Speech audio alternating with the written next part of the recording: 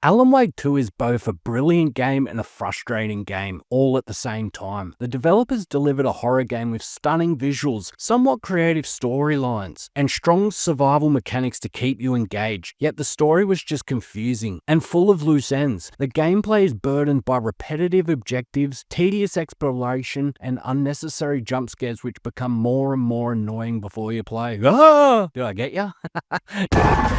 Just like that, annoying as hell. I have to say that this game is not as good as what everyone said. So when Sony released it on PS Plus, I was like, hell yeah, I'll give this game a go. I had high hopes for this game after playing Alan Wake 1, then hearing that this game should have won Game of the Year over Baldur's Gate. I was pumped. I was excited just to get stuck into Alan Wake 2, but to be honest with you, I was disappointed after about 3 hours of playing. Don't get me wrong, it's not a bad game. It's really not, but I don't think it's a Game of the Year game. There are some good things about the game, but there's definitely some bad things too. So where do I begin with this game? The graphics are next level, they really are. The environments, the atmosphere, the character models, they're just spot on. I was really impressed with what they did when it comes to the graphics side of things. A dark and scary atmosphere really does bring this environment to life. And the graphics are one of the best things when it comes to Alan Wake 2.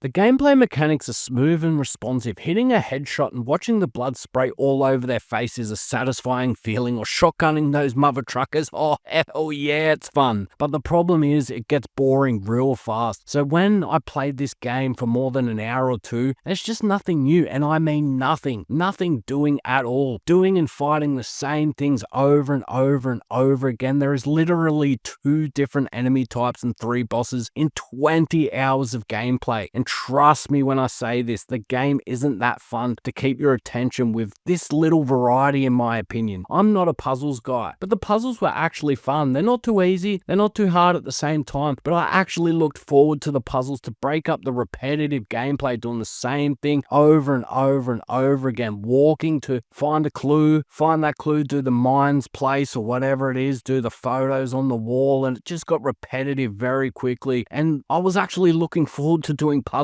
which is sad because I'm not usually a puzzle guy. I usually hate puzzles, but they were at least something different when it comes to gameplay variety in this game. I wish there was a few different varieties of monsters in this game.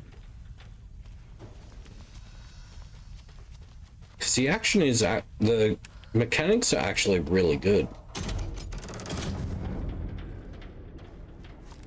Oh shit, here we go. Ow.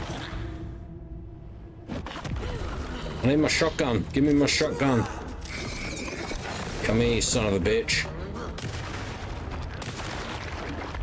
Ah! Oh, I'm dead. Oh!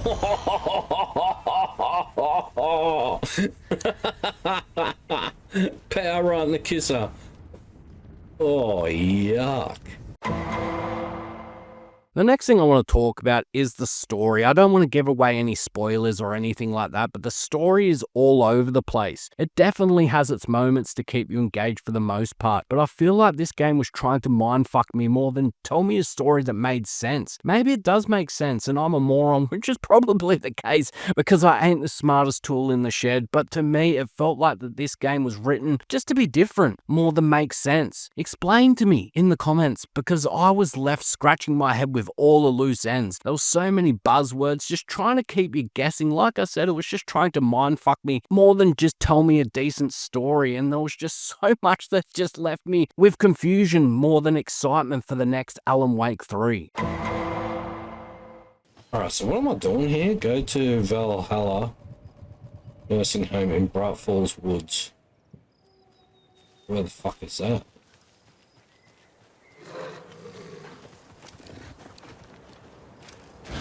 Holy crap!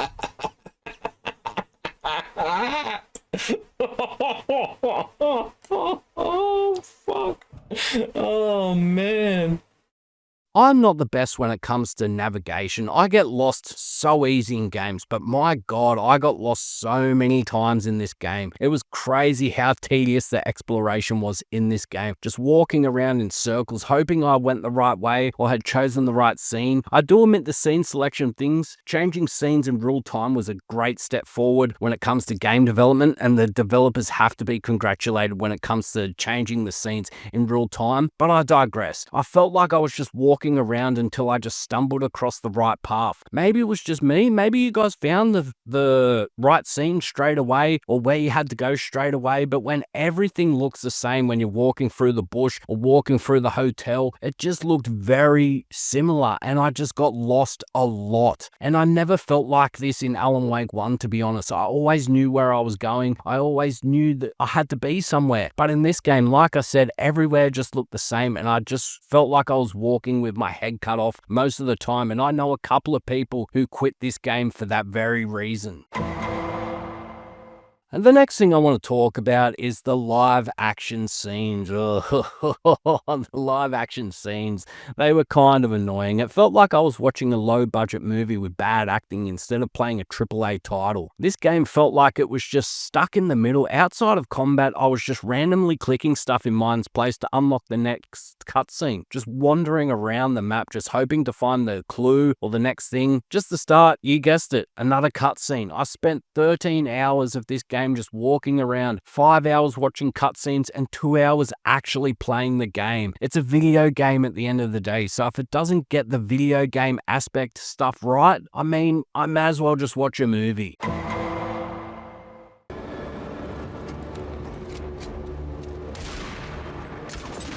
Gotcha! Yes! Bullseye, baby!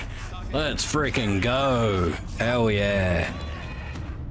Darn you sons of bitches. The 2 or 3 boss fights that I did do were fun. They needed to add a lot more boss fights. It's a video game at the end of the day, but it didn't feel like one. It felt like a bad interactive movie. Why wasn't there focus more on the gameplay variety than just pushing out the same slot for majority of the game? There was literally 1 horde fight in 20 hours, 3 boss fights in 20 hours. That just doesn't seem like a fun video game to me. It would make a damn good movie because, like I said, the story's pretty good. So with some better actors, it would be a damn good movie. But as a video game, it just falls short. Like I said, it just is fighting the same thing over and over and over again. Those monsters, you spray them with the light, you shoot them in the head, you move on to the next one. You walk, you find a couple of clues, you shoot the same guys in the head, the same monsters over and over and over again. The boss fights actually do break it up a bit, and they are quite fun. They are a bit cliche, but for the most part, it breaks up the gameplay, which is so refreshing, especially when you're playing 20 hours of a walking simulator and you fight about 3 enemies every 30, 40, 50 minutes. It becomes a joke, in my opinion. Ah, shit. Fuck! I panicked. Ah, shit. I got it. Yeah! Yes, yes, yes, yes, baby. GG's. Oh, got the wicked old bitch. So the last thing I want to talk about is how people think this game should have won Game of the Year. I will never know. It's mind-boggling to me. But everyone is different, and I respect their opinion, but I simply can't agree, and that's cool. Is this game worth playing if you haven't played it before? Probably not. Give it a miss. There's plenty of other great games out there than this, but if you got it for free on PS Plus, throw it in, give it a try, but don't expect too much or you'll be left disappointed, just like me.